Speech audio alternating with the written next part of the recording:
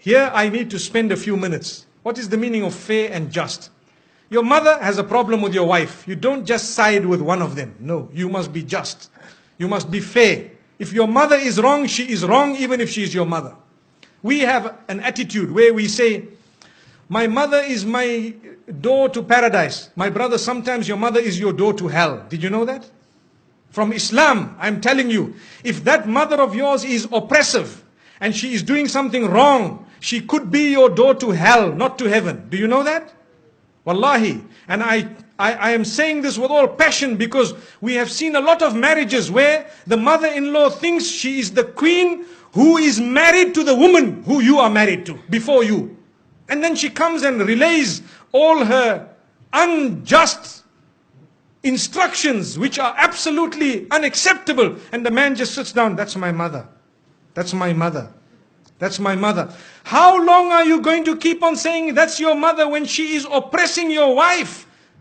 Something somehow, somewhere needs to be said. Either speak to your father or tell your mother, mother, I love you so much. I did not marry this woman for her to be a means of taking my love away from you or your love away from me. The love I have for you is totally different from the love I have for her. So mother, I will love you forever, but I want to tell you this is the line you do not cross, my beloved mother. And you kiss her forehead, you can kiss her hands and her cheeks and tell her that my mother, you are wrong. Lay it down. When you do not lay your territory, your marriage cannot work. People don't know where is my limit. They don't know. So how can your marriage work? Your mother doesn't know, your father doesn't know. Some fathers issue instructions to their daughters-in-law worse than the instruction of their own son to that wife of theirs. So what was the point? Father, why didn't you just marry this woman one time? That is not fair. You cannot just come and say, that's my daughter-in-law, I must tell her, you stand here, you go there. No, they have their life. Give them their freedom. Understand, they too need to grow in marriage to live happily ever after. So this is why we say you need to be just. Tell your father where he should stand, with respect. And please, the parents, do not hate your child just because he needs a bit of time with his wife. No. Or the wife needs time with the husband or the children. No, allow them that. Let them go. You do not have to go everywhere your children go. We are going for a holiday, for example, to Penang or to Langkawi. So now father says, we are coming with. Okay, you come with, mashallah. The next year we are going to holiday, we are going to this place, we are coming with. The following year we are... So whenever did they go alone? Never. Why? Because mom and dad tag along. Give them once or twice, a few times, give them their own. Tell them, look, you guys go along, inshallah, enjoy yourselves, and next time we will join you. Perhaps you can arrange for us. Yes, it is very important to look after your parents. Believe me, we are not at all undermining that. That is a rule on its own. Look after your parents, but be just when it comes to your relation with them and the relation with your spouse. Be just. Even your children. Some people, and this happens in some homes, they have more than one child. So the children begin to get children.